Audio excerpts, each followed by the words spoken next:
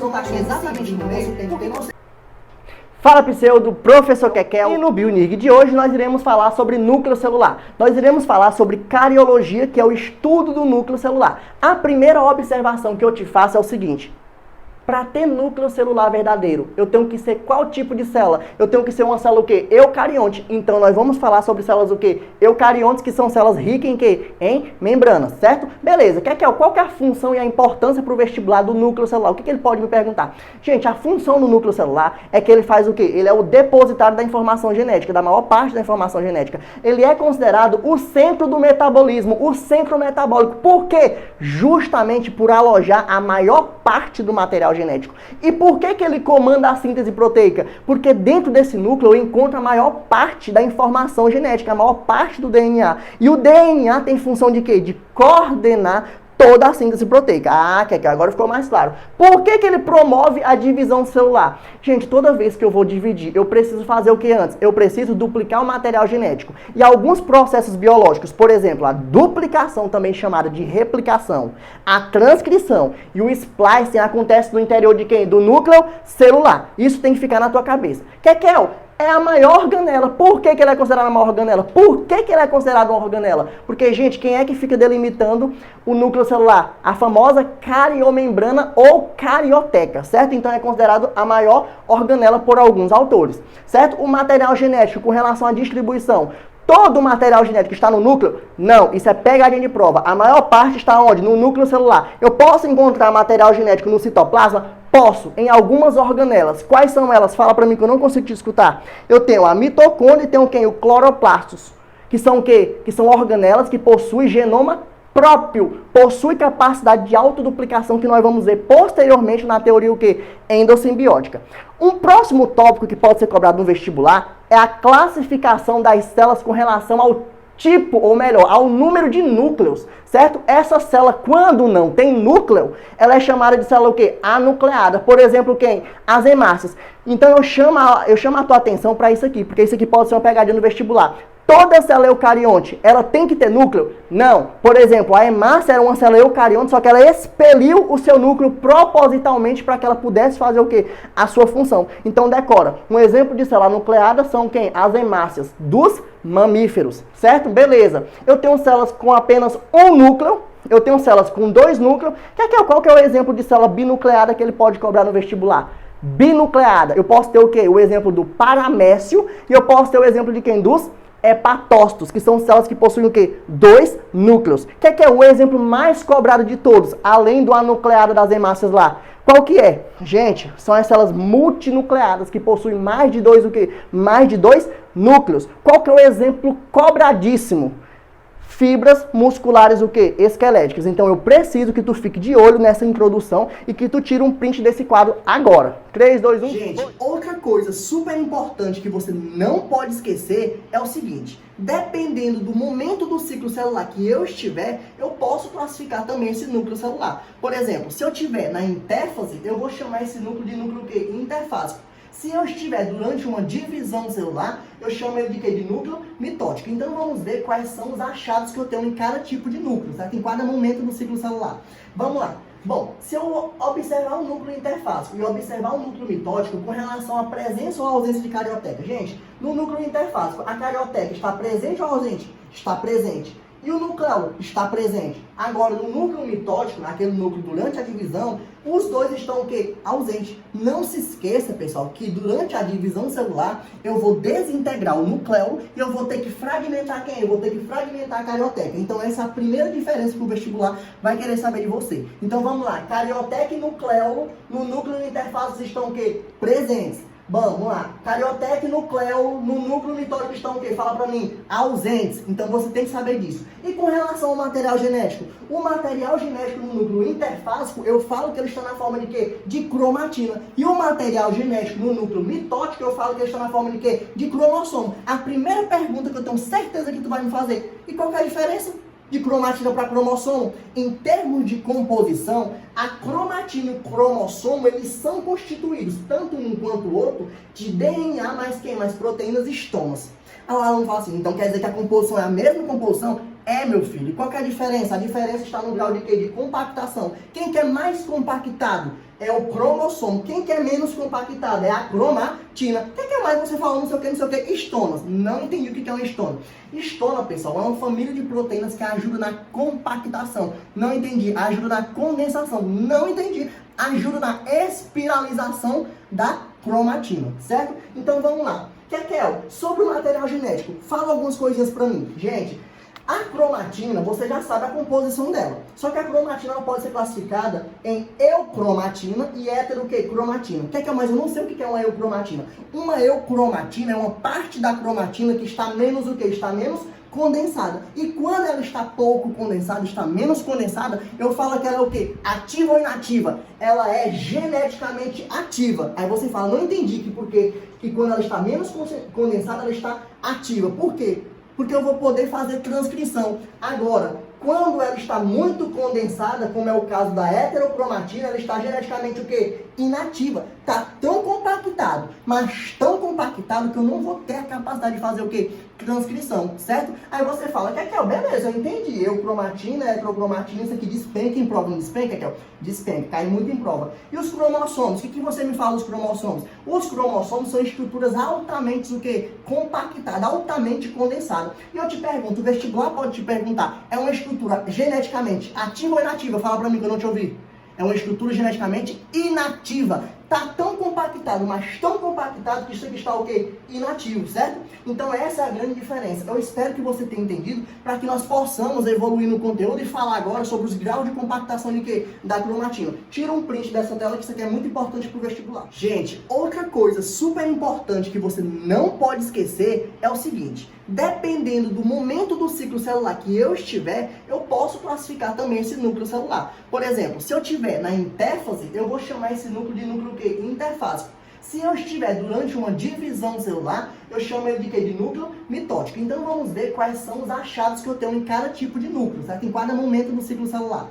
Vamos lá. Bom, se eu observar um núcleo interfásico e observar um núcleo mitótico com relação à presença ou ausência de carioteca. Gente, no núcleo interfásico, a carioteca está presente ou ausente? Está presente. E o núcleo está presente. Agora, no núcleo mitótico, naquele núcleo durante a divisão, os dois estão o quê? Ausentes. Não se esqueça, pessoal, que durante a divisão celular, eu vou desintegrar o núcleo e eu vou ter que fragmentar quem? Eu vou ter que fragmentar a carioteca. Então, essa é a primeira diferença que o vestibular vai querer saber de você. Então, vamos lá. Carioteca e núcleo, no núcleo interfaces estão o quê? Presentes. Bom, vamos lá. Carioteca e núcleo, no núcleo mitótico estão o quê? Fala pra mim. Ausentes. Então você tem que saber disso. E com relação ao material genético? O material genético no núcleo interfásico, eu falo que ele está na forma de quê? De cromatina. E o material genético no núcleo mitótico, eu falo que ele está na forma de quê? De cromossomo. A primeira pergunta que eu tenho certeza que tu vai me fazer. E qual que é a diferença de cromatina para cromossomo? Em termos de composição,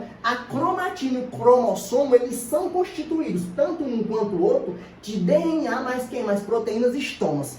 Aí o aluno fala assim, então quer dizer que a composição é a mesma composição? É, meu filho. E qual que é a diferença? A diferença está no grau de quê? De compactação. Quem que é mais compactado? É o cromossomo. Quem que é menos compactado? É a cromatina. O que é mais você falou? Não sei o que, estonas. Não entendi o que é uma estona. Estona, pessoal, é uma família de proteínas que ajuda na compactação. Não entendi. Ajuda na condensação. Não entendi. Ajuda na espiralização da cromatina, certo? Então vamos lá. Kekel, sobre o material genético, fala algumas coisinhas pra mim. Gente, a cromatina, você já sabe a composição dela. Só que a cromatina ela pode ser classificada em eucromatina e heterocromatina. Mas eu não sei o que é uma eucromatina. Uma eucromatina é uma parte da cromatina que está menos o que? Está menos condensada. E quando ela está pouco condensada, está menos condensada, eu falo que ela é o quê? Ativa ou inativa? Ela é geneticamente ativa. Aí você fala, não entendi que quando ela está menos condensada, ela está ativa. Por quê? Porque eu vou poder fazer transcrição. Agora, quando ela está muito condensada, como é o caso da heterocromatina, ela está geneticamente o quê? Inativa. Está tão compactado, mas tão compactado que eu não vou ter a capacidade de fazer o quê? Transcrição, certo? Aí você fala, Kekel, beleza, eu entendi. Cromatina, heterocromatina, isso aqui despenca em prova. Não despenca, Kekel? Despenca, cai muito em prova. E os cromossomos? O que você me fala dos cromossomos? Os cromossomos são estruturas altamente o quê? Compactadas, altamente condensadas. E eu te pergunto, o vestibular pode te perguntar, é uma estrutura geneticamente ativa ou inativa? Fala pra mim que eu não te ouvi. É uma estrutura geneticamente inativa. Está tão compactado, mas tão compactado que isso aqui está o quê? Inativo, certo? Então essa é a grande diferença. Eu espero que você tenha entendido para que nós possamos evoluir no conteúdo e falar agora sobre os graus de compactação de quê? Da cromatina. Tira um print dessa tela que isso aqui é muito importante. Tem uma imagem que você não pode esquecer, é essa imagem aqui. Esse quadro, pessoal, ele representa os graus de compactação da cromatina. Ou seja, eu vou partir de uma molécula de DNA livre de proteínas histonas até chegar no grau máximo de compactação. Então eu vou sair da molécula de DNA até chegar onde? No meu cromossomo. Só que você tem que entender, e você vai ser perguntado dessa forma. Qual que é a unidade básica? De onde que eu vou partir? Qual que é a minha unidade base? A minha unidade base é o meu nucleossomo. Então, toda vez que tu escutar essa palavra nucleossomo, é quando a molécula de DNA dá aproximadamente duas voltas sobre o octâmero de histonas. Aí você deve estar se perguntando, primeiro, como assim dá duas voltas? E o que é um octâmero de histonas? Então é o seguinte, gente, as histonas são proteínas que elas podem se associar. Então, quando eu tenho 8 histonas em associação, eu formo um octâmero. E esse octâmero é essa bolinha aqui. Olha aqui, preste atenção, eu tenho 1, 2, 3, 4, 5, 6, 7, 8. Então isso aqui é um octâmero. Isso aqui que está em vermelho é um octâmero porque eu tenho 8 histonas associadas, certo? Quando a molécula de DNA dá duas voltas aproximadamente, isso eu chamo de nucleossomo. Então o que é um nucleossomo? Mostra para mim na prática. Isso é um nucleossomo. A molécula de DNA deu mais duas voltas em outro octâmero, outro nucleossomo. Então preste atenção, aqui ó, eu tô só o DNA. Depois, quando ela se associa com os octâmeros de histonas, eu vou ter agora quem? Eu vou ter uma estrutura chamada de colar de contas. Por quê? Porque se você olhar isso aqui, lembra muito um colar, como se fosse um colar de pérola, certo? Onde cada nucleossomo seria a pérolazinha, certo? Então isso aqui, essa estrutura é chamada de colar de contas, porque eu tenho vários nucleossomos. Então o vestibular vai te perguntar, qual é o grau quando eu tenho vários nucleossomos? É a estrutura em colar de contas. Beleza, se eu amassar ainda mais, como se eu estivesse amassando um terço, por aí, eu pego um terço e boto ele assim na mão, eu vou formar a outra estrutura que eu chamo de solenoide. Então ele vai te perguntar, se eu amassar um colar de contas, se eu amassar esses nucleossomos, compactar ainda mais, eu vou ter quem? O solenoide. Beleza, se eu compactei ainda mais o solenoide, se eu deixei ele mais condensado, eu vou ter as fibras em alças. Eu vou formar os domínios de alça, certo? Então isso aqui eu chamo de domínio de alça, isso aqui eu chamo de alça, porque lembra a alça de uma bolsa. Então isso aqui é uma coisa tão compactada, mas tão compactada, isso aqui é uma estrutura de heterocromatina na realidade, tá? Beleza, e qual que é o grau final de compactação? É a estrutura chamada de cromossomos. Gente, uma estratégia para você não errar em prova, especialmente aquele pessoal do portabilidade e transferência, é quando você olha, por exemplo, pro tamanho. Por exemplo, olha aqui, se você vier daqui para cá, gente, se você vem do DNA até você compactar ele totalmente, por exemplo, lá na metáfase, que você tem o grau máximo de compactação, você tem um cromossomo altamente condensado, daqui para cá, pessoal, eu estou aumentando o que? A compactação, eu estou aumentando a visualização, vai ficar muito melhor para que eu possa ver o meu o quê? O meu cromossomo. É por isso que lá na metáfase, seja da mitose, seja da meiose, é o melhor local para que eu possa extrair quem? O cariótipo. Por quê? Ele está tão condensado, mas tão compactado, que eu vou conseguir ver bem quem? Eu vou conseguir ver bem os meus cromossomos. E uma estratégia, gente, é você se guiar. Por exemplo, colar de conta, ó, 11 nanômetros. Por exemplo, o solenoide, 30 nanômetros. O solenoide e o colar de conta são os mais cobrados no vestibular. Então,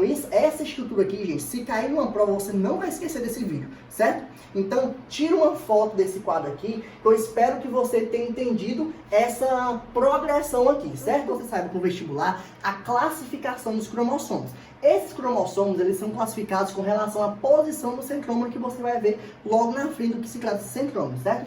Bom, com relação à posição do centrômero, eu posso classificar os cromossomos em cromossomos metacêntricos, submetacêntricos, acrocêntricos e telocêntricos, certo? Aí você pergunta, beleza, por que é metacêntrico? Porque, gente, o centrômero ele está justamente, exatamente no meio. Então, se esse centrômero divide esses braços, ele produz braços iguais, eu tenho um cromossomo o quê? Metacêntrico. Beleza, se eu subir um pouquinho além do centro, subir um pouquinho, eu tenho um submetacêntrico. Beleza, subi mais, estou quase no final. Eu tenho o acrocêntrico. Se eu estou exatamente na ponta, na extremidade, lá no final, eu chamo de telocêntrico. O cuidado que você tem que ver é com o tipo de imagem.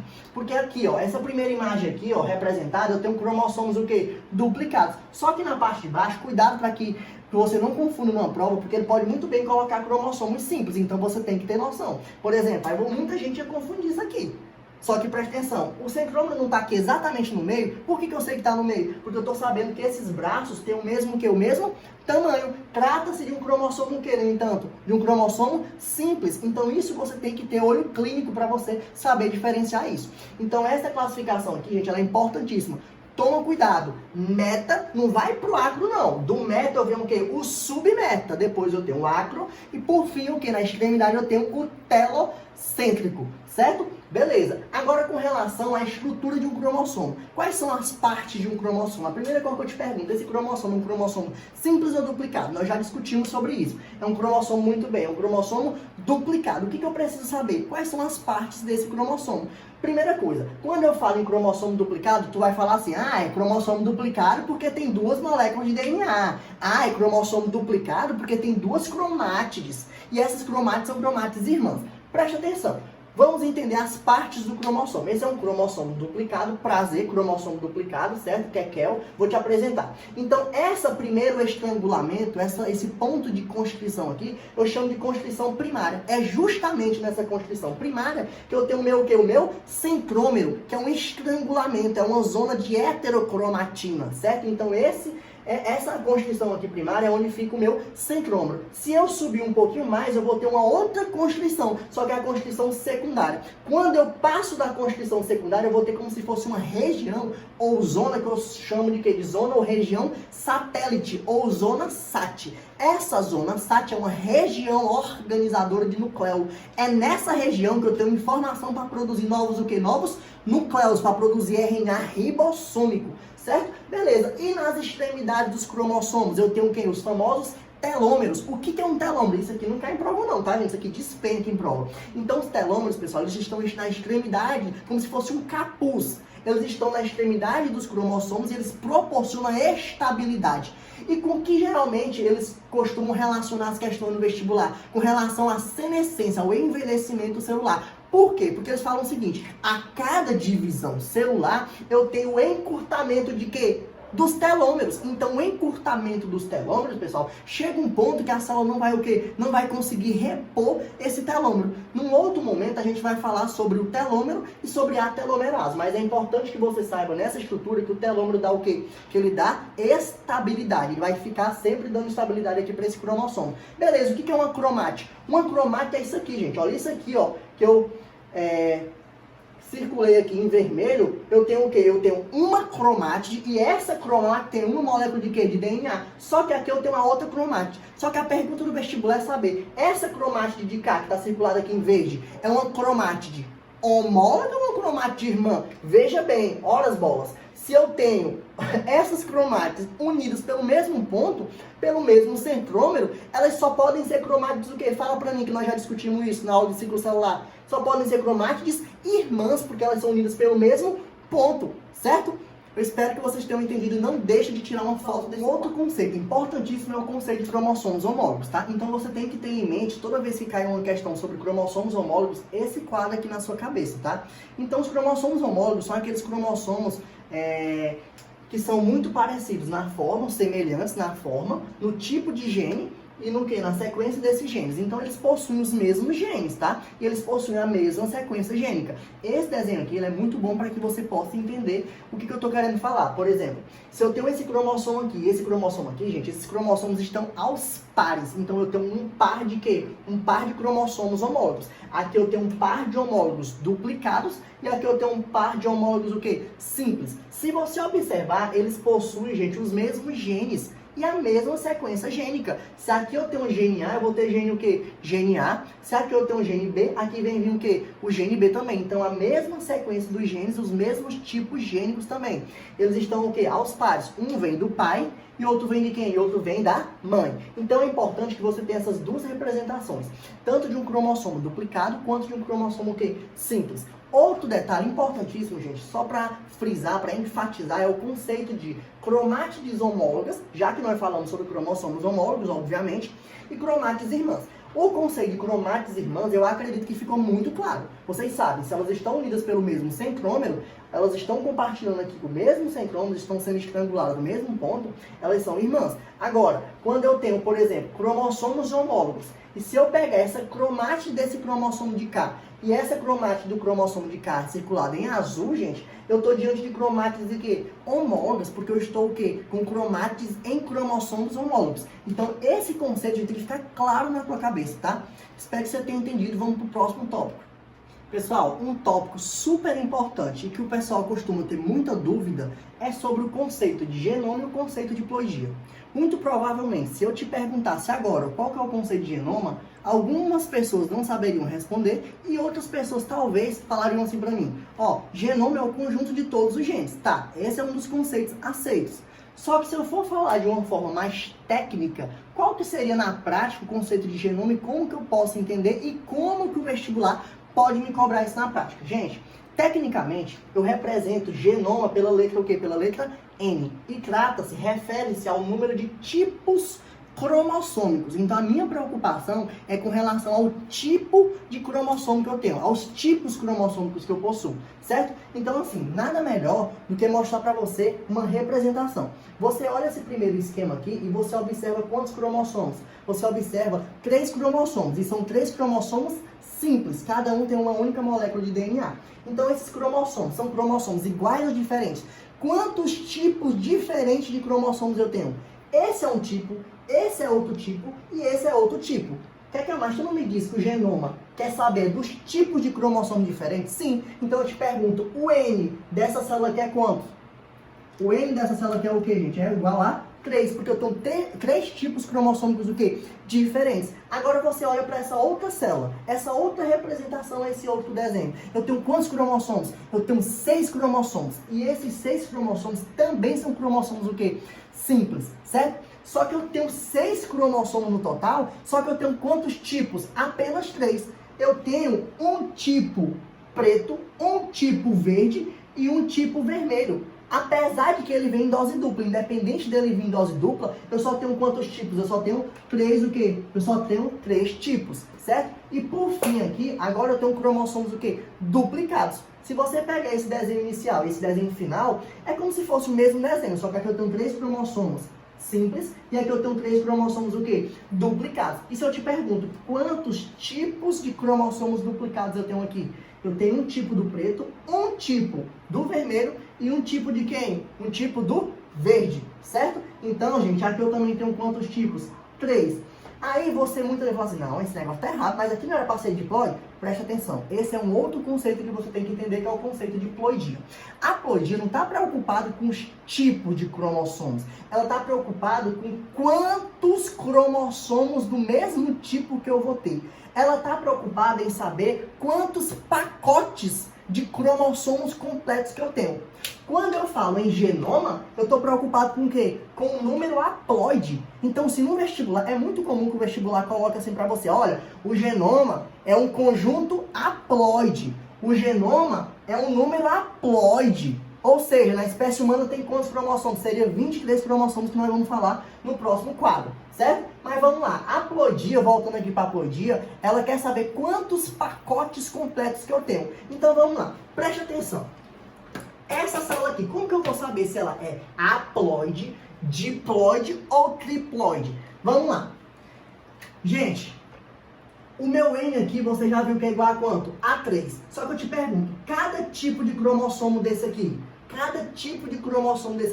ele veio sozinho ou ele veio aos pares? Gente, ele só veio em dose simples, eu só tenho um representante de cada tipo. Se eu só tenho um representante de cada tipo, eu só tenho 1 multiplicando N, eu só tenho um N. Então, um N é igual a quanto, gente? É igual a quantos cromossomos no total? A 3. Só que geralmente eu não coloco 1 para ficar feio, eu só tiro quem? Eu tiro 1 e coloco só o N. Então, a minha haploidia também é igual a quanto, gente? A 3. Então, eu estou diante de uma célula o quê, gente? Haploide, certo? Beleza, agora eu quero saber aqui. Vamos lá. Eu tenho quantos representantes de cada tipo?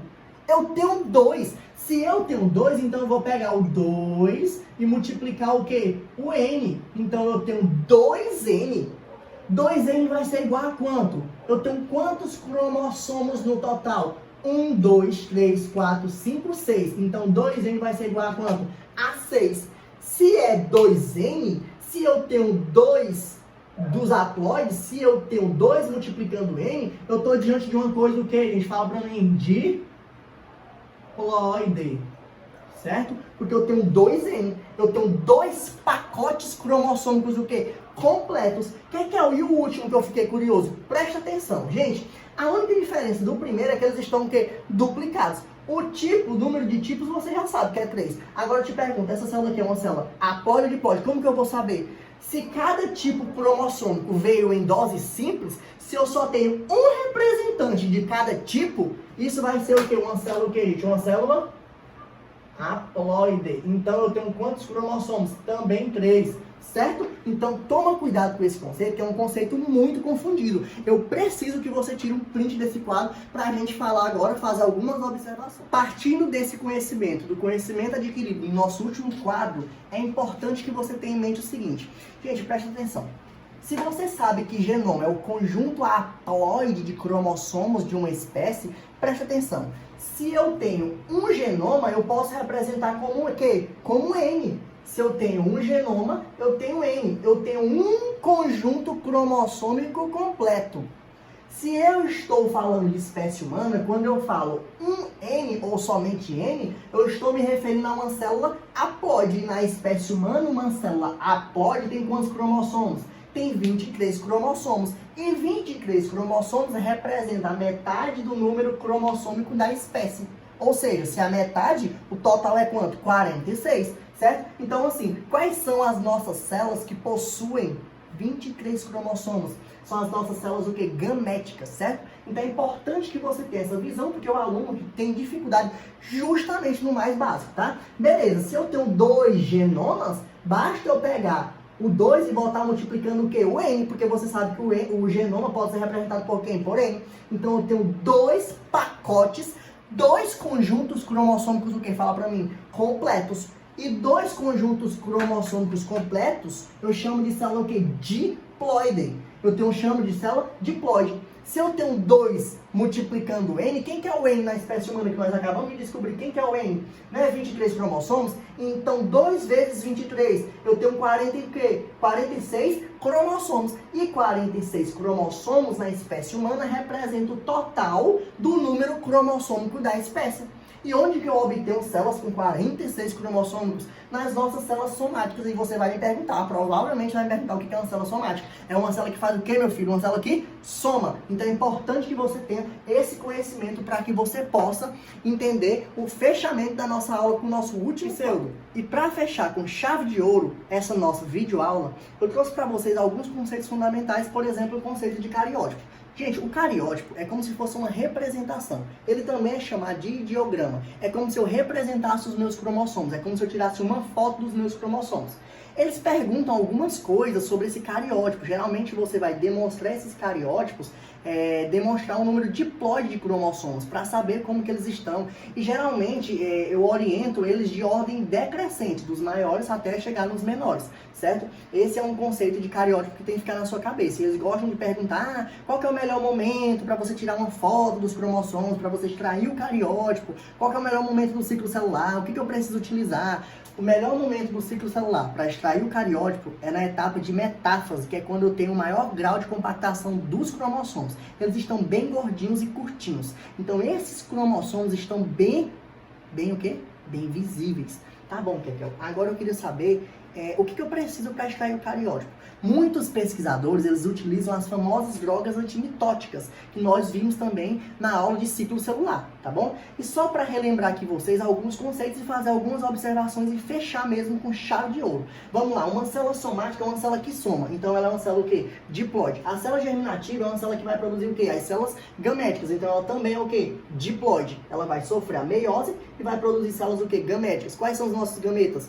Ovócito secundário e quem mais? E o espermatozoide, que são células o quê? São células haploides, basicamente as únicas células haploides que a gente tem. Outra observação é o seguinte, falando da espécie humana, nós temos quantos cromossomos no total? Nós temos 46 cromossomos. É a mesma coisa de eu dizer para vocês que eu tenho 23 pares. Se eu for alocar eles em pares de homólogos, eu tenho quantos pares? 23 pares. A gente costuma falar o seguinte, desses 23 pares, eu tenho 22 pares que são autossômicos. Autossômicos são aqueles que não são sexuais, tirando o X e tirando o Y, tá? Então eu tenho 22 pares, ou seja, 44 cromossomos autossômicos, certo? E eu tenho um par, o que? Sexual, também chamado de alossômicos, certo? Beleza, Kekel. Tá bom.